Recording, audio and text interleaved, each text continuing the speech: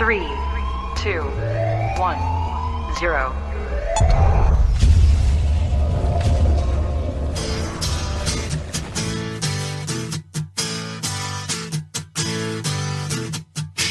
Hey, you! Yeah, you! Come here for a minute. I want to talk to you.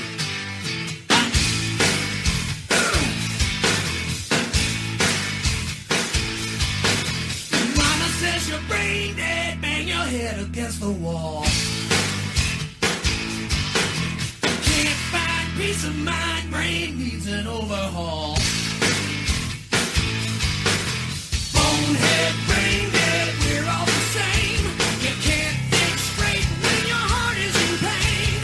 Turn around, hit the ground. Time to lay your burden down. The views expressed on this broadcast of the Take 12 Recovery Radio Show are those of the co-host and guest and do not necessarily reflect those of our affiliates. The topics and opinions on today's show should not be considered as medical, psychological, or professional advice. Take 12 Radio is not affiliated with any particular 12-step fellowship. And now, here's your host, the man, the myth, the legend, the Monty Man. I'm telling you the truth, man, I ain't gonna lie to you. Good guys, bad boys, we're all the same. Saved by grace is the name of the game.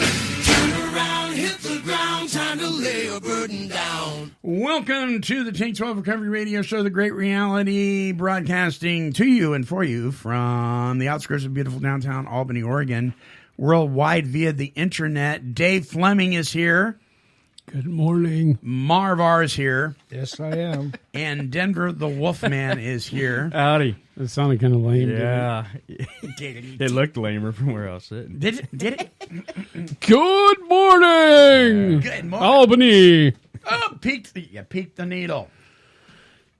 Oh, that's a good thing, though. Job's done. Yeah, yours is. Well, welcome to the show, everybody. It's good to have you with us. We are all here because we're not all there. And the topic this week is confusing meeting attendance with working a program. Boy, that's going to be an interesting thing. If you're already I'm confused. If you're already deciding that we've lost our minds, that's okay. Just stick with us. Hear us out. Before we go into any of that stuff, though, I do want to bring up what's coming up on September 6th. It's the 2019 Hands Across the Bridge. September is National Recovery Month, for those of you who didn't know. Hands Across the Bridge at Riverfront Park Amphitheater in Salem, Oregon. The main event starts at 5 p.m., but you can come at 2 to 7. It's free to everybody, so bring the kiddies. We're going to have a DJ, live music, speakers, food, games, fun, fellowship, friendly stuff for the family, and just a lot of information and a lot of recovery booths and that kind of thing going on in Salem, Oregon on the 6th. Dave Fleming, you're going to be there, right? With bells on. With bells on. Denver Wolf's going to be there. All right. If we could drag Marv and his horse, he would be there, but... Why can't he just ride his horse? Why do I know. have to drag it? You just ride up. We could get like a Take 12 Recovery Radio decal and put on the horse. I see. I like that. Saddle blankets with Take 12 on the side. Embroidered. Nice. There you go. Emblazoned. Yes, indeedy.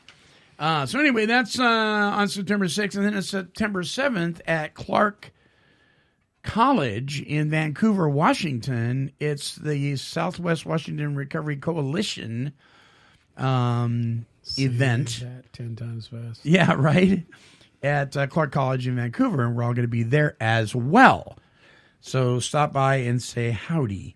You making that one, Dave? You betcha. Yeah. All right, bells on. Ding, ding. Wow. There you go. That's what you get. That is what you get. All righty. Stop right All there. right. It's time for Monty Man's Weekly Wine. That's right. Okay, so a little restaurant review for you. I was up in Sandy, Oregon, which is right outside of Boring, Oregon. Really pretty drive up there, right right down the road from Estacada, Oregon. And it was suggested to me to visit Calamity Jane's hamburger joint in Sandy. So we went. And there's dollar bills, old dollar bills all over the place. I mean, on the walls, on the floor, on the ceiling, everywhere. It's kind of eclectic, right? Not for long. Right. But the burger was huge, and it was fair. It was fair, way overpriced. Marsh's $17 chicken strips, $17 burger, were overcooked. The milkshakes, they do the old-fashioned milkshakes in the big metal container. Yeah. That was phenomenal. But the bathrooms were absolutely horrendous. I mean, just filthy, just disgusting. And the carpet was bad. I mean, the place was just calamity. Oh, it was a calamity. I would not recommend it unless you're stopping by to get a milkshake to go, because those are pretty doggone good. How much were the burgers? Yeah, it was like I think it was a $13 burger, and Marsh's chicken strips were $17. I just, yeah. So let me chime in on a wine when you get Yeah, in there. yeah, go ahead. All right. So did you get stuck on traffic on I-5? Any? Going there? Yes, I got stuck a little bit going up. You know, we have that Albany conundrum thing that goes on where everybody slows down to see nothing because there's nothing to slow down to see. Well, Is that what they're doing? I guess so. No. Let me chime in on that one. Yeah. That's exactly where I was headed. All Right. So I lit out for Albany on Saturday. Yeah. Go down there and see a buddy of mine. And I pull out of Albany, and all of a sudden, it's red lights everywhere. Stop. So we're braking, and I see the sign up there that says crash 2 miles ahead. Yeah. Right? All Yeah. right, I'm thinking, all right, there better be something spectacular when I get there. I get there, and I see the flashing lights happening up ahead, and I'm thinking, all right, this is where the action's at, right? I get there, and there's a road sign that says, use both lanes. It's a 2-lane freeway going north. Right. Yeah. There was nothing there. I know. But a sign saying use both lanes. It happens all the time. And people were funneling in and out, trying to figure out which lane it was going to be. Stop and go. And then they get there, and it all busts loose like the Kentucky Derby. I know. It's amazing. Gee, man. It's amazing. Christmas. Yeah, it's the Albany. It's the Bermuda Triangle of Albany freeway system. Very weird. It's just a big government experiment. Chemtrails. The other one was no handicap access on the beaches in Oregon. Jiminy Christmas. We went up to we've known this before. We've experienced this before, but they have some of these little platforms that you can take a wheelchair up to and sit and look over and see the ocean. But that's what you see. You don't see the surf. You see the ocean and the oil tanker hundreds of miles away. Because if you were sitting in a wheelchair, you can't see over the shrubbery. It's ridiculous. Anyway, so we were down at Seal Rock, which is south of Newport. And it's once again, no handicap access. And I'll tell you, and I had no idea, and most people don't, until you've experienced being handicapped, until you've experienced some of these things, you don't realize some of the littlest things that we take for granted. I mean, this one ranger, she goes, oh yeah, you can go down here and you can pull right up to the beach. So we went to that one spot. No, you can't. You pull up right to this place where there's a cliff that you'll fall down if you're handicapped, and then you can go right up to the beach. But people don't get it. Unless you're handicapped or you have a disability, you really don't understand how difficult it can be. So there you go. That's my wine. That's it. Yeah. So of course, to balance that, we gotta have need tissue for that one. Okay. We gotta have a win. We got a couple of them here. All right, so it was really great.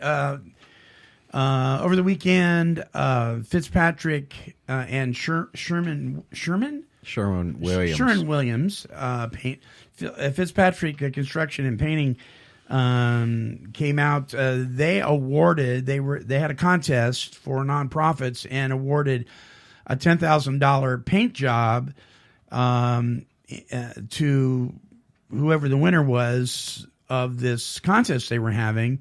The director's wife for Adult and Teen Challenge wrote them, and we ended up winning, and they ended up doing $100,000 worth of work and came out and gave the Adult Teen Challenge Center in Shed, Oregon a complete facelift. I mean, everything from prep work to sealing stuff to pulling rot out to replacing things. I have somebody with that with my house.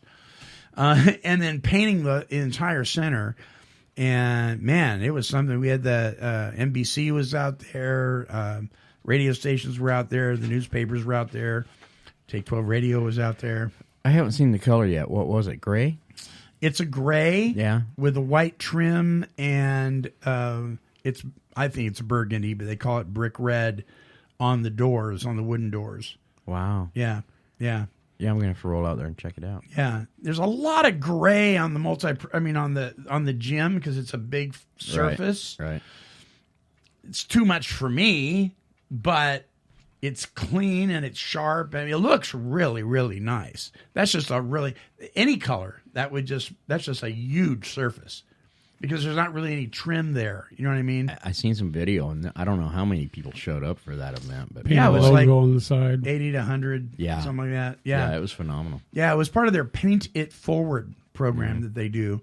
And Fitzpatrick is a Christian-owned and operated construction company. I read over 200 gallons from Yes. Sherwin-Williams. Yeah. And anyone that knows their paint is not reasonably priced. It's top quality. 80 gallons just for the base coat. Yeah. Yeah. It was amazing.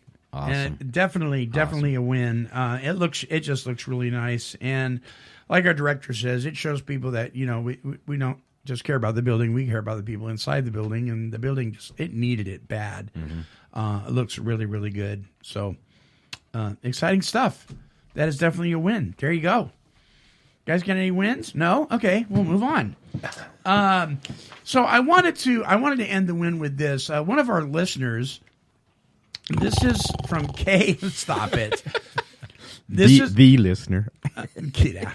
This is Kay Rita Husby. She is she's in the medical field, and she is from Colleyville, Texas. Is that next to Cauliflower, Texas? Maybe. That's awesome, Texas. I had the privilege of talking with her on the phone for about an hour a couple of weeks ago, and she contacted me and just wanted to share her appreciation for the show and for all you guys, what we do, and she's an avid listener.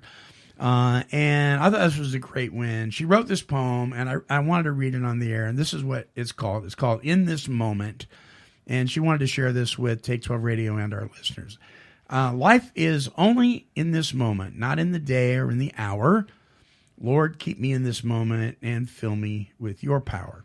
Keep me here in this moment, living now where you reside.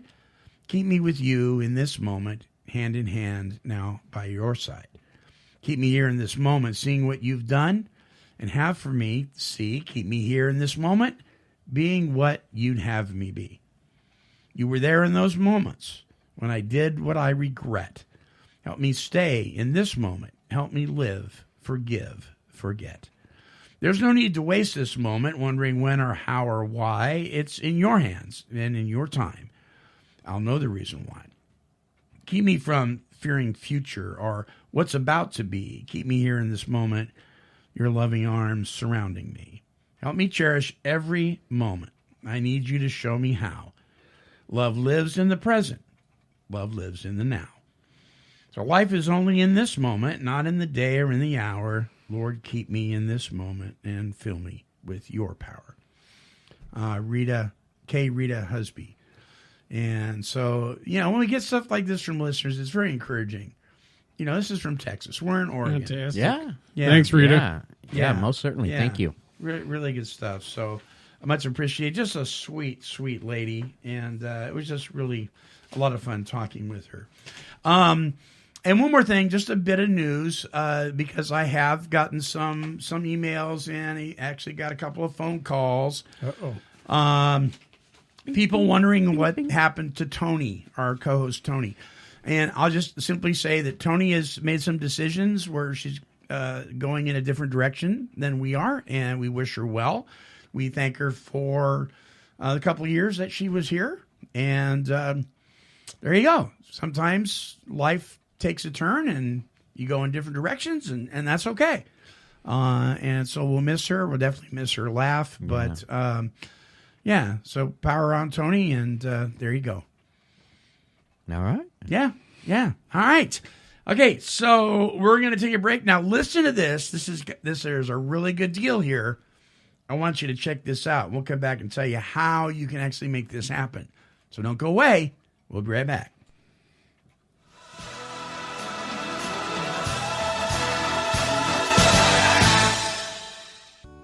Hey, it's the Monty Man here with a great offer just for you, our listeners. It's our Take 12 Recovery Radio Coffee Mugs with Take 12 Recovery Radio on the back and the Monty Man mascot on the front. Now you can have coffee with the Monty Man every day with your official Take 12 Recovery Radio coffee mug. These are limited edition coffee mugs made available to you for $17, a donation that helps keep Take 12 Radio on the air. But we're going to sweeten the deal. For a limited time, I'm offering the audio DVD series, Walking Through the Big Book, and Walking Through the 12 Steps and 12 Traditions. This is a total of 64 one-hour workshops with one of the most sought-after circuit speakers in the world of the 12 Steps, Mr. Chris S. These workshops are normally $25 each, and the coffee mug $17 each. But through this exclusive offer, you get all three for only $25. That's a $67 value for only $25. And we'll even throw in the shipping and handling. But this is for a very limited time, so you need to order yours today. All funds raised by this limited time offer goes directly to help keep the world's original recovery talk and positive music radio station on the air, so we can continue to carry the message of hope through recovery. So stay tuned to hear how you can take advantage of this awesome opportunity and help us to carry the message. All right, so this is how you order your goodies. You get the Walking Through the Big Book, Walking Through the 12 by 12, and the coffee mug. You simply go to take12radio.com and click on the banner that says get your Take 12 Recovery Radio coffee mug. That's what you do. And it'll take you to a page. It'll show you the exclusive deal that's going on right now. You click on Add to My Cart. It's right under the picture, Add to My Cart.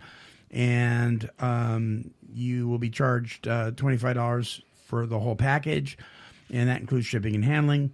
Or if you just want the coffee mug, you scroll down to the bottom and it tells you how to get just the mug itself. So that is very a limited time because we don't have so many of those. So take advantage of those. All right, so I thought we'd have a little fun with this today. A little Take 12 trivia. Here's what's his name. Do you want to play trivia? Trivia.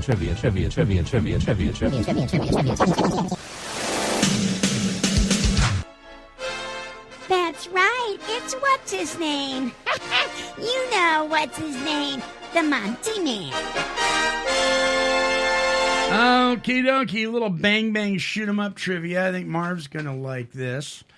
All right, so here's the first one, and you get three choices, multiple choice, in all of these. In which of the following Western movies does Clint Eastwood play a character that seems to be the ghost of a sheriff who was whipped to death? Here's your choices: High Plains Drifter, Westworld, or Mystery Ranch. What do you think, Marv? High Plains Drifter. Okay. What do you think, Dave? Mystery Ranch? I don't know. Denver. I like Mystery Ranch, but I think it's High Plains. Yeah, Dave, sorry. It's all right. I like the mystery, though. Yeah, Denver Bell. Okay, yeah, you guys, you two are correct. It was High Plains Drifter. All right, number 2, well-known Western actor Audie Murphy. Remember Audie Murphy, Marv? Mm-hmm. You remember Audie Murphy, Denver? No, I don't. I mean, him go way back. Yeah, right? Was a real-life war hero and Medal of Honor winner. Is that true or false, Marv? I believe it's true. What do you guys think? Sure, I'll go with Marv. I'm going with the cowboy on that one. Yeah, you're right. It is true. All right. Number 3. Which of these early cowboy heroes was known for his amazing skill with a bullwhip instead of a gun? Was it Lash LaRue, Jay Silverheels, or John Wayne? Marv? Lash LaRue. Denver? What was the first one? Lash LaRue, Jay Silverheels, or John Wayne? Man, Marv jumped on that. I got to ride on his tail again. Yeah? Yep, I'm riding that too. That's correct. How'd you know that, Marv? The name Lash, maybe? Have you watched him in action? When I was a little kid. Really? All right. Yeah, you answered that quick. All right. Clayton Moore portrayed the Lone Ranger on television and in the movies. In spite of being one of the most iconic Western hero characters ever, the Lone Ranger wore a black hat because Moore felt it made him look tougher. Is that true or false, Marv? I believe it's false. Okay. Dave? False. Denver? There's one of these questions. I go, why? Yeah, I'm going to go, it's true. It made him look more ominous. Kind of a trick question. Do we know why? Anybody? Because it was a white hat. Sorry, Denver. Oh, well. I Do you didn't. have any in So it was this false. in this questions in this decade? Yeah, we do. Well, not really, no. Not really, no. Anything from Gilligan's Island? Ginger was really a man. I knew that. She was All right, in we only have 2 transition. more. Which of the following actors would you expect to see if you were viewing the 1952 Western High Noon? Would it be Glenn Ford, Gary Cooper, or Ronald Reagan, Marv? Gary Cooper. Dave? Denver? clue. Ronald Reagan. Oh, I so love have no Reagan. clue. I love Reagan, but it wasn't him. I'm going to go with Cooper. Yeah, Cooper is correct. It was Yeah. Gary Cooper. Sorry, David.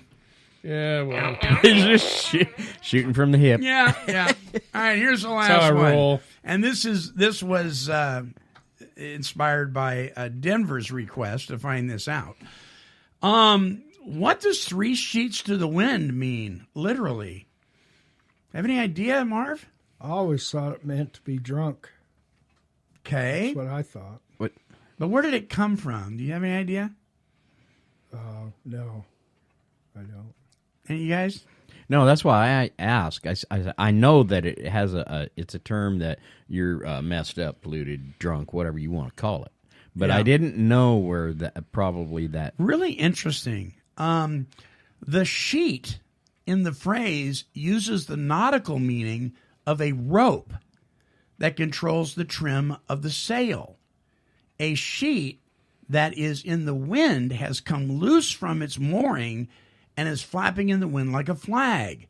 Hence, a totally inebriated person is out of control, and in danger of crashing, just like a ship that is 3 sheets to the wind.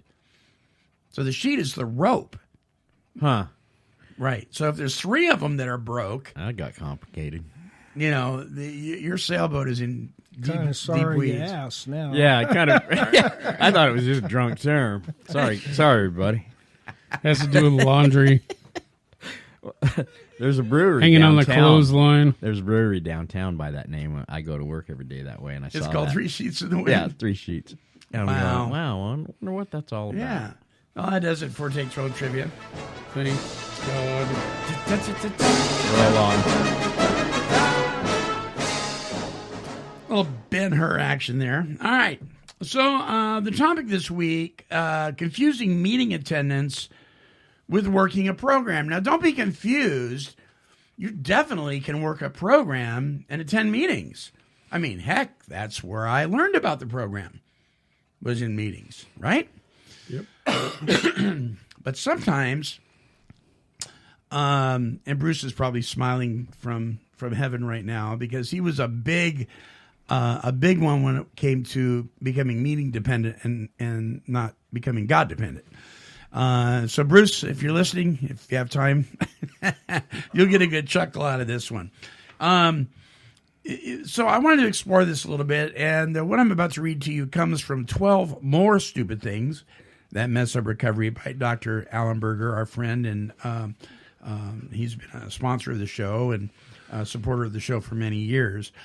So just bear with me here because I think this is important. He says, we call it working a program because it takes effort. Simply sitting in a meeting is too passive. Confronting yourself, striving to have the best possible attitude, finding the right help or the right sponsor, and actively practicing the steps is what matters. If you attend a 12-step recovery program, you've probably been advised to go to 90 meetings in 90 days, or at least heard someone being given this advice. Patients who finish a 30 to 90-day inpatient program are typically given an aftercare plan that includes that direction. I've even seen addiction counselors working in an outpatient or day treatment program give their patients the prescription of 90 meetings in 90 days. This advice has been offered as a remedy for many ailments encountered in recovery.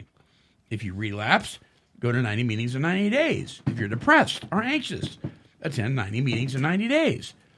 If you're having marital problems, you definitely need 90 meetings in 90 days. And if you're having trouble at work, go to 90 meetings in 90 days, et cetera, et cetera, et cetera. I've always felt that there was something missing in this advice. Of course, I see value in attending meetings. They play an important and vital role in recovery. AA and NA, Narcotics Anonymous, meetings saved my life back in 1971. He says, but you see, this advice says nothing about how we need to show up when we're sitting in a meeting. Attending meetings without some direction is another way that we approach recovery passively rather than taking an active role in our sobriety. Things like expanding your consciousness, becoming more emotionally mature, healing relationships, improving your conscious contact with your higher power, and so on. When we attend meetings passively, we can fail to find these important recovery lessons, even when we appear to be doing the right things. That's the big risk in the 90 meetings in 90 days solution. It looks good, but we're missing the full benefit of recovery. Worse, we can be deceiving ourselves. Okay, now I'm going to stop there. I'm going to give you an example of the story about Lois here in a minute. But let's chime in here for a minute. One of the questions that I saw, I think it's called Friends of Bill and Bob. It's a Facebook page that is very controversial. In fact, people get on there and fight constantly, and it's quite entertaining, actually. But one of the questions as of late was, do you need to continue to go to meetings to have a healthy recovery? What do you guys think? Who wants to chime in? Why are you guys looking at Got me? really quiet here for a minute. Because you're right in the middle. What do you think, Dave? Well, it's like anything else in life. If you want to, continue to be good at it, you got to keep practicing it. Mm-hmm. And that includes meetings. Okay. So I know just from experience, if I don't go to meetings for a while, I can tell the difference. Start getting the old, what is it, the halt? Hungry, Right. angry, lonely, tired. So you recognize a change in your attitude and kind of the way you approach life in general if you go too long? Yeah, and I think for me anyway, it's part giving back too. I think that's the one of huge my big piece, right? sponsor used to get on me if I didn't go to this one meeting because there's a lot of people there that were new in recovery, and there's a few of us that had some substantial time, and used to get upset with us if we didn't go and represent because we had some longevity in the program. So. Which is part of the 12-step, right? Right. Giving back. Right. Yeah. So, I mean, the whole, You mentioned the 90 meetings in 90 days. I did meetings every day for almost 2 years. Mainly because I don't know how to live life on life's terms without, Right. Did somehow- Did you do more than just sit there and drink bad coffee, though? Oh, yeah. I mean, I think that's what he's saying, that there's more to it than that. Yeah. I'm a little, the last time around, I was a little different. I take the information and I go home and I study it. It's like if I go to church, Right. I listen to the sermon, I write down the scriptures, and I go back home and I'll study it. And I'll just take it as a little meeting or a sermonette, and then that's it.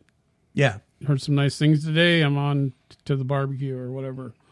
I actually listen to what other people say, and then I apply it. What works for me into my life, and Right.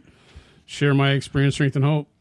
That for me, that's what it's mainly about, is sharing my experience with people that are new in the program. And I think so when I go out of town. I have my reasons for doing that. Right. I don't say where I'm going to be on the air. I've got reasons for doing that too.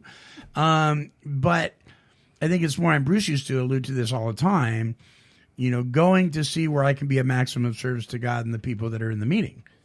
Where can I do that? And as a result of that, I get the benefits. I don't go there for the benefits, but I get the benefits Right. of that. Marv, what about you? Can you have a good, healthy recovery program and not continue to go to meetings? What do you think? No, I think going to meetings is an integral part of it.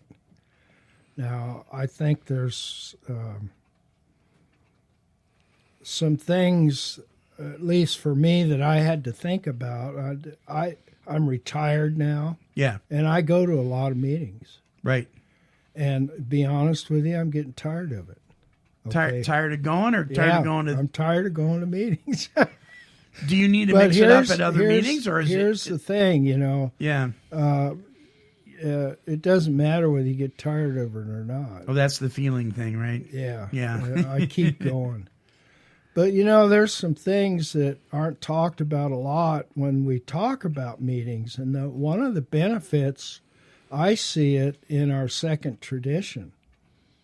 And it talks about in that tradition that God may express himself in our group conscience.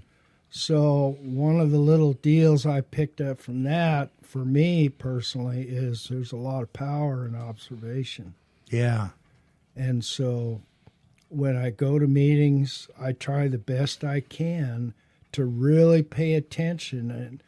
And because I've trained horses and stuff for so many years, part of that is body language. Oh, Watching yeah. body language and the Right. tone of voice, mannerisms and stuff. And not that I'm trying to psychoanalyze anybody Sure. or anything like that, but I'm trying to learn, because I've got so much crap in my own life that I would like to get over that stuff. And I learn from other people, because it says in that tradition that God is expressing himself in our group conscience. So part of the thing I say is I don't depend on the people, but I do depend on God to work through the people. Through the people. Yeah. Yeah. Yeah, because in working with others, it says remind the prospect, and that would be the newcomer, that his recovery isn't dependent on people, but on his relationship with God. Well, I know that my relationship with God, it was launched forth from God working through another individual. That was actually listening to him and sharing what God was saying. Yeah. I rarely have seen God come out of the clouds and speak to me directly. It's usually through other people or a group of people. Denver, now you got a little different take on this, right? Maybe. Maybe? Okay. Yeah, most certainly. Do tell. I was mandated to meetings when I first was trying to get help for my alcoholism. I didn't want to go. I wasn't done drinking. So Sure. those early attempts at meetings were horrible for me. And then I got up to Sweet Home, and I really realized I needed to do something different. So I started going up there.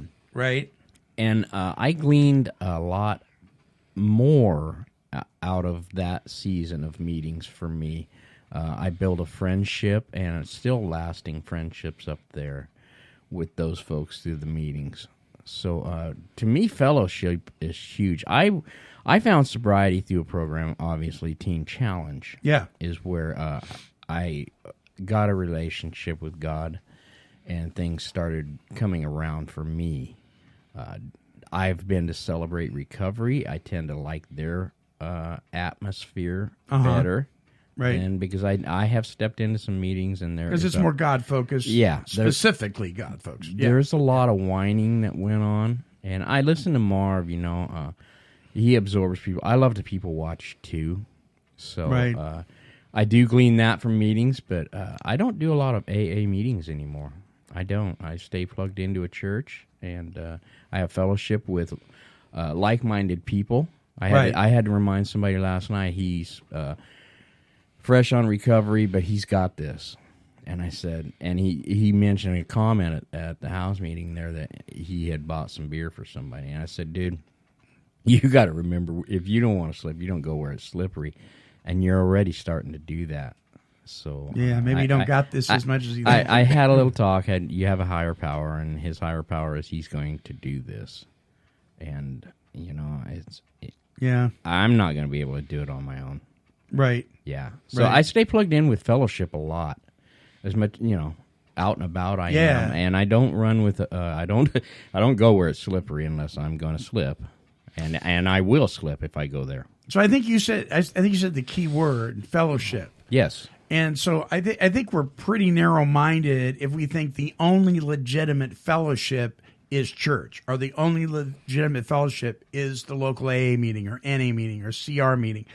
That's the only legitimate fellowship. Get some flavor. The whole idea is to be in the middle of the herd, to be around like-minded people, to be accountable, to be willing to give back, to observe so you can find out where you can be helpful, and that kind of thing. And that can happen in many circles. And sometimes I think we think, well, if you're not doing it just like this, Marv, you've alluded to this before too, some of the unreasonable big book thumpers out there. If you're not doing it exactly like I am telling you here, then you're not going to make it. Right. And that just is not true. Yeah, it's not. God works with us as the people that we are. Yeah.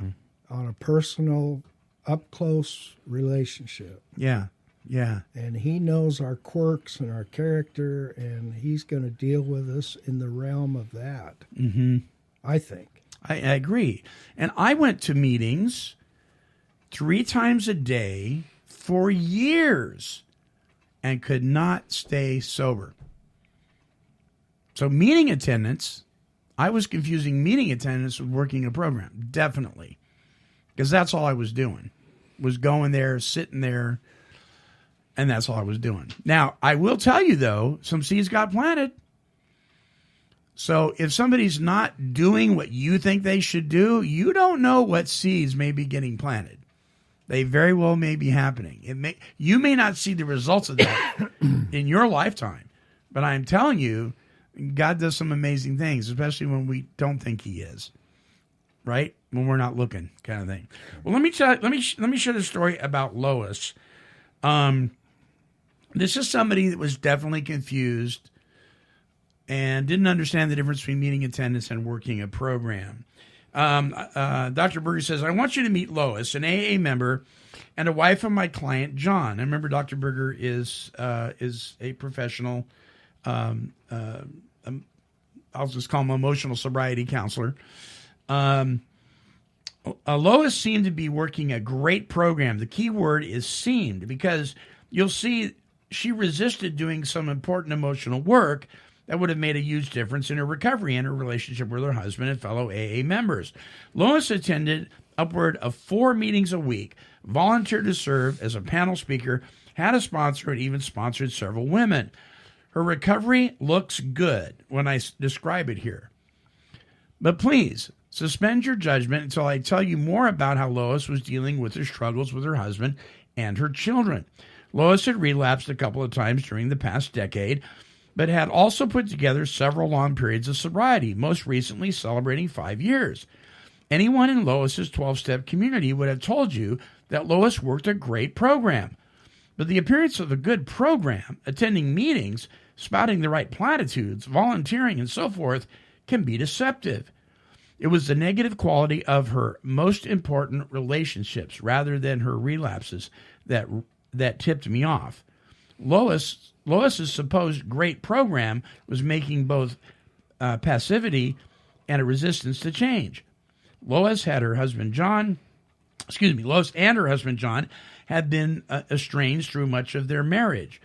Her drinking and his codependency exasperated their alienation. John had hoped that with sobriety they would finally find each other and become more intimate. But now that Lois was sober, they were still alienated. In many ways, Lois's sobriety was even more painful for John because he could no longer blame the alcohol for their lack of intimacy. Now he knew something else was wrong, and he was committed to finding out what it was. So upon my request, John invited Lois to one of our sessions. She reluctantly joined us. But as I would soon find out, Lois was only going to attend the sessions if it was on her terms. After my initial welcome, she quickly assured me that she was there to help her husband clean up his act because she was getting the help she needed from the AA program. I don't need therapy. AA is giving me everything I need to stay sober, she declared. She went on to give me her diagnosis of what was wrong in their marriage. It's his attitude. He's never satisfied with anything I do and criticizes me all the time. John chimed in and said he felt the same way, that he could do nothing right as well. Lois countered that she was sick of John's asking her to talk about their relationship. For her, there was nothing to talk about. She was working her program. He would work his, and that was that. I pointed out to Lois that her position put her husband between a rock and a hard place. Quote, so you don't want John to discuss his frustration or grievances about the marriage with you, end quote. She didn't hesitate. No, he should go and talk to his sponsor. I am not his sponsor. I told her that it seemed like she didn't want to be his wife, let alone his sponsor. She glared at me with disdain. Clearly, she didn't like that observation. When I asked her husband to comment on her idea of how things were supposed to be in the marriage, he said that her attitude left him frustrated and hurt. He hoped they could discuss their issues and resolve their differences. I'm tired of being put off by her and being ridiculed for wanting a relationship, he added. Lois quickly reacted and told John that this wasn't her problem. It was his. As he continued our discussion, I learned that Lois's sharp tongue had also alienated her from her 4 children, who had actively encouraged their father to get a divorce. Trust me, this is not normal. Children don't campaign for one parent to divorce the other unless there is some real trouble at home. Still, I'm not blaming all this marital problems on Lois. It takes 2 hands to sink a ship, and John played a role in their problems too. But the focus here is on Lois, who is supposedly working a good program. Though she was physically sober, she was not emotionally sober. In order to feel good about herself was a sign of her emotional immaturity. Her acid tongue tendency to blame others and refusal to address relationship problems with her husband and children were ample evidence that she was afraid to make a real connection with the people who cared about her, and she dealt with that fear by trying to control them. She believed that everything would be okay if her husband and children unquestionably obeyed her demands, but she ended up alienating them and creating a toxic atmosphere in the family. If Lois was really working an effective program, she would have been more aware of and admitted her shortcomings. She'd have been willing to address her character defects and change her behavior. She wouldn't have needed to deflect or dismiss her husband's concerns because she would have recognized the behaviors that alienated him and been willing to make amends, trust her higher power, and act out of her best self. But she wasn't willing to face her shortcomings. She remained a passive participant in her program, expecting others to change in order for her to be happy. So Lois is going to meetings. She's in service work. She's sponsoring people, but she's not applying and implementing the steps. she's just going to meetings and she's crossing all the T's and dotting all the I's, but she's confusing meeting attendance with working a program. And I think this happens a lot. And one of the reasons I think it happens a lot is because many times within our 12-step fellowships, we kind of teach this thing, well, just come and just be here. And really that's all you have to do, you know. And then when anybody suggests, well, maybe you should get a sponsor and actually work this program, people get all up in arms and they don't like that. And I'm not sure if that's because people want to feel like they're doing better when they really aren't, because there's a lot of work involved. Pride? Ego? Yes, sir. Yeah. Expound on that. Well, what I was just thinking about is, and I see it all the time in meetings, when people are talking about whatever it is the topic was in the meeting, you can just see it boiling out, arrogance and pride. Well, I done this, and this step says this, blah, blah, blah, blah, blah. And they're just, you can just see it. You can sense it. Yeah. And that's what I sensed right there. From Lois. Another thing I sensed was lack of spirituality. Yes.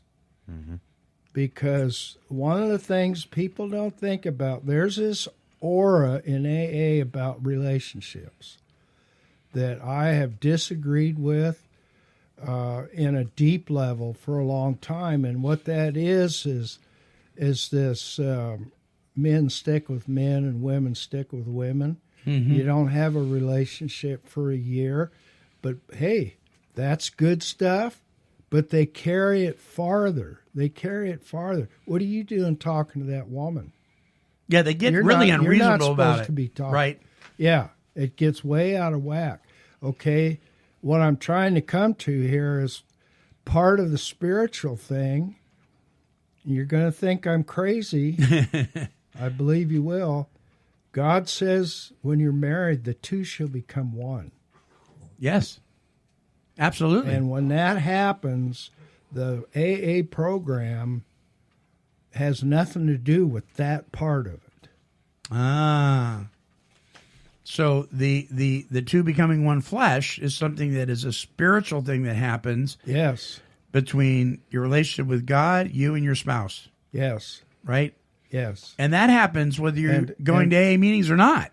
And for somebody to say to their spouse, well, I'm working this program. I don't have, blah, blah. I'm not your sponsor. They're not taking into consideration any part of the other individual partner or whatever you want. Yeah. Yeah, because if they truly are one, why in the world would you tell your spouse, you talk to your sponsor about that, I want to hear about it. I work my program, you work your program. That's just horrible. I'm sitting here listening to Marv and listening to you guys talk, and it totally just brings me back to when me and my wife got back together. We spent a few years apart, so that I could, work on myself and she could work on herself. And I remember the first few years of us getting back together was, now God's restored my family. Now I'm the man of the house, so to speak. But I'm working as a team with my wife to move this family forward in this more spiritual direction. Yeah. But I'm not gonna, I wasn't gonna. I had to be very gentle with the change because my wife wasn't not even anywhere near where I was at spiritually. My kids weren't, and so I wasn't going to go do this. From now on, we're going to do this. Yeah, you need to go do this, or here's the rules. You're going to get rid of all this music. You're going to get rid of all these books. You're going to, we're going to church 4 days a week, whatever. Yeah, right. It was more along the line of I had to use the principles in the traditions of the programs to and in addition to my spiritual walk and what I was learning on that side of it, and incorporated that into my family in a very gentle, loving way. Mm-hmm. And I had to remember all of those things when we got into the relationship or the communication issues. It's like I need to be the one to steer this in the right direction and help this person. God kept showing me, taking me back to the program. Like, how would you treat a sick friend, or how would this relate to somebody that was in the program? Because I'm, my dealing with family members sometimes be the same as dealing with an addict, Oh, yeah. or a dry drunk or whatever. That's why I went to Al-anon, and I went to a few other groups as well to learn as much as I can to have some kind of a relationship. You did all of that with a really good attitude. Well, God got a hold of me, so yeah. Not the way Lois was doing. No. But I've totally seen that though, and I think that's what kind of motivated me not to go in that direction too. Yeah, because I didn't want. I saw that pushy person that got into recovery, and then all of a sudden, the whole family has got to do their whole life differently because I say so. Yeah. Right? Yeah. Yeah. Or you need to go get help for yourself, or you need to go take care of that and then come back and see me. Yeah. And I saw that, and that was people that were in the program and at church. Into the guise of, well, now I'm a Christian, so now the whole family's a Christian. You're going to do what I say, and that works real well, doesn't it? Not at all. Not at all. Yeah. The whole. Yeah. This is a whole other topic, but the wives submit to their husbands. Right. It doesn't mean totally twisted and taken wrong. Right. Yeah. And I'm going to boss you around and tell you what to do. So I mean, then that's a whole different subject, but. Yeah, the relationships, I saw so many relationships fall apart once, one or both got into recovery. I have seen spouses come into Alcoholics Anonymous, Narcotics Anonymous, even Celebrate Recovery. I've seen this over the last several years, and a light goes on with them, and all of a sudden they become a professional therapist, right? And everybody in their family is going to be going to those meetings with them. And if they're not, then they will start blaming them for not having a healthy recovery, right? Because you're not on board with me, and the family needs to be on board with me. And that's just not true. Right? Somewhere in the big book, it talks about, don't make these excuses. Well, I lost my job, I can't get my wife back, all that kind of stuff. No man should say that. You can do this thing without, all this other stuff in life and expectations even working out. You still can stay sober. You can grow in your relationship with your higher power, and it can work. But I am telling you, Lois's view of recovery is very narrow. But in her perception, it's a healthy program. Yeah, but we're maybe not seeing the whole story or hearing the whole story, because what was she taught? Well, and there you go. Right. What was she taught? What was her sponsor taught? Was she taught just keep going to meetings? Make sure you share every time you're called on, and that's working a program? If she was taught, a lot of people are taught, get into service, and that's a good thing. Get into service, be here every time the doors are open, and you'll stay sober. And if you believe that, if that's your limitation of it, right, then you believe that. Well, and that goes back to what we've said, I don't know how many times, about spiritual kindergarten, right? Being in the programs, because that's where you start, right? That's how you get people that's the beginning to start by coming to the meeting. It's like, just show up. You don't have to share. You don't have to do nothing. Maybe help set up chairs or whatever, or make some coffee. But that's just to get the person in the door, to show them what it's about. Yeah. Not to leave them there. So that phrase, trust God, clean house, help others. Well, that's a loaded statement, and people don't realize that. What does it mean to trust God? It means you do the directives he gives you. It doesn't mean you just sit there and go, I trust God. Right. What does clean house mean? It means you do an active fourth step. It means you do an inventory. It means you make amends. It means you follow the directions. Bill Wilson called these directions, not steps, originally, and that's what they were. Helping others. Helping others isn't just pouring their coffee. You know, I posted a thing on Facebook yesterday. It was, if I get it right here, your love basically is as effective as your willingness to be inconvenienced. You know, loving somebody, helping somebody can be inconvenient. If you're only doing it when it feels good for you, how's that service? Let me check my schedule. Yeah. I know guys. I think I pencil you in next Thursday at. Can you help me move my couch tomorrow? Well, I only live one day at a time. I can't plan that far in advance. Oh, Lord. So, yeah. So, you know, going to meetings is great. And I think particularly if we've been raised in that environment, it's a good thing to stick with family.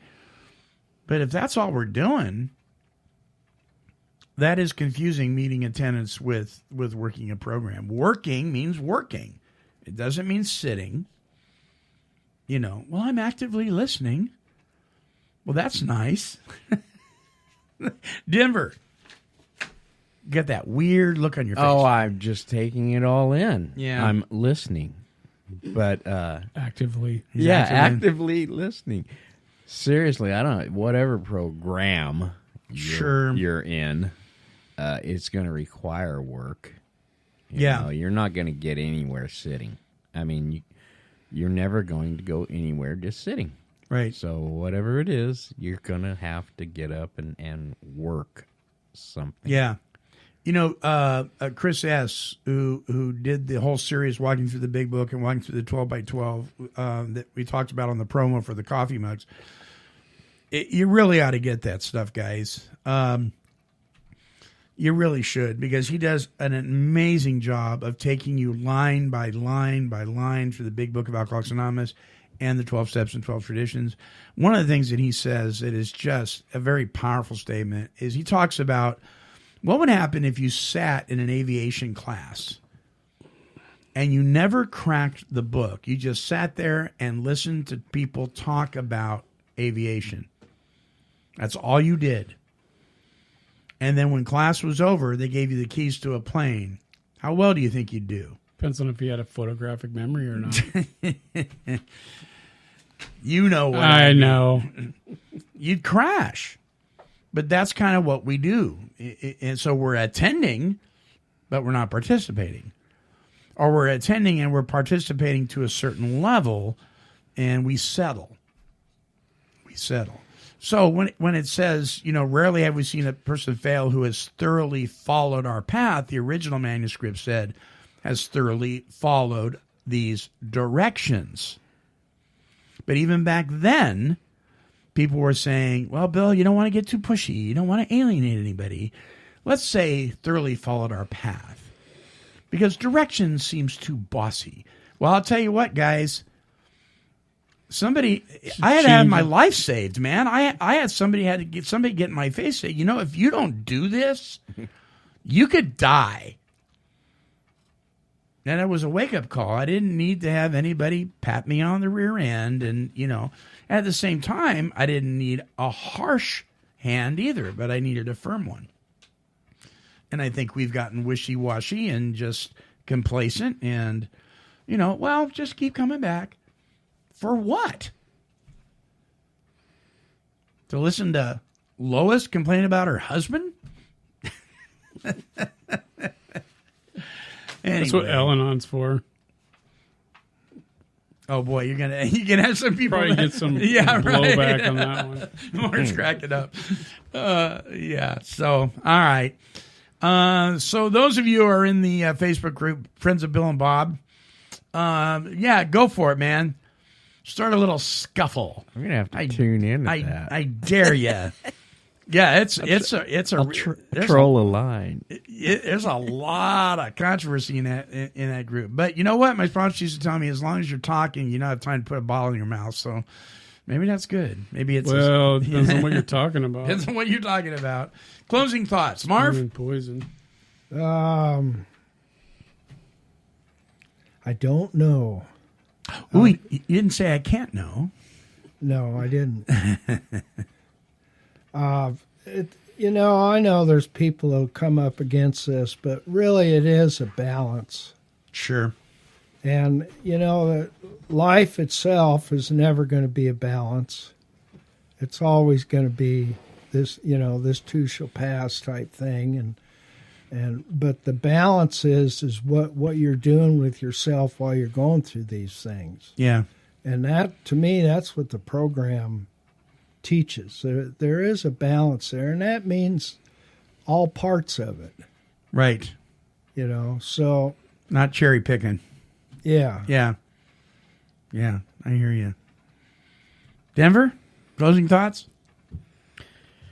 I don't know. It's good to listen to all that right there. I'm thankful I have a higher power because I wouldn't even, I wouldn't be here if it wasn't for that. So yeah, me too. Dave, last words. Last words. Dave's Words. last words. wow, Words. last words, Dave. Make it good. This too shall pass. All right. Good enough.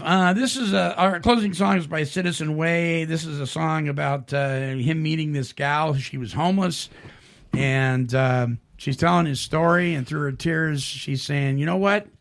In all things, I give thanks to God. Check it out, Citizen Way. I met a woman down the street at the park when my kids play. She was living underneath the trees because it's pretty hard to find a job these days. We talked about the ups and downs of her life as the tears filled her eyes. She smiled and said something I will never forget. That in all things, give thanks to the one who meets our need before we know we even need it. Because all things are other things I just can't handle, so I hand it to the one who takes care of all things.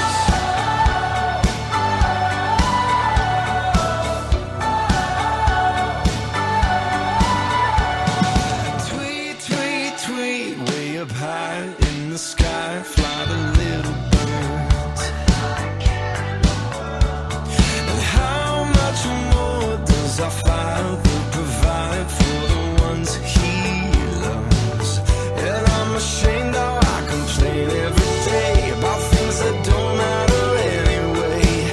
And it makes me think of the woman down the street who said, in all things, give thanks to the one who meets our need before we know we even need it.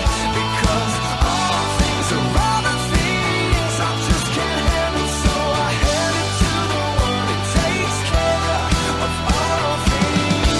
To the scared soldier there on the front lines, to the kids of patient running out of time, to the father afraid he's gonna lose it all, to the single mom that doesn't even know where to start, to the ones who think they're all out of hope, to the ones who know the sting of death and feel all alone. Oh, cast your cares, for He cares for us, and there's nothing in this life that's bigger than His love.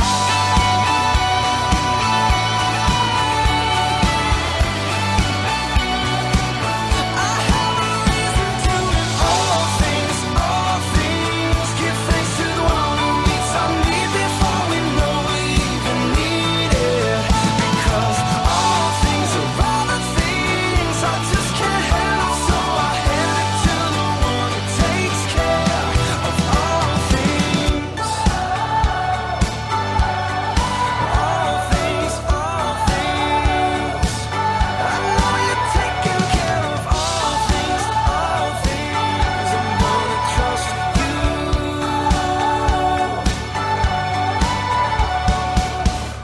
Citizen Way. Visit their website for more of their great positive music at citizen-way.com. Until our next broadcast, this is the Monty Man along with the Take 12 Recovery Radio family, and we are wishing God's perfect serenity for you. Bye-bye now. Good guys, bad boys, we're all the same. Saved by grace is the name of the game. Turn around, hit the ground, time to lay a burden down. This has been a broadcast of KHLT Recovery Broadcasting. Cause she's a super cat, she's super kitty, meow. Here, kitty, kitty, kitty, kitty. Meow.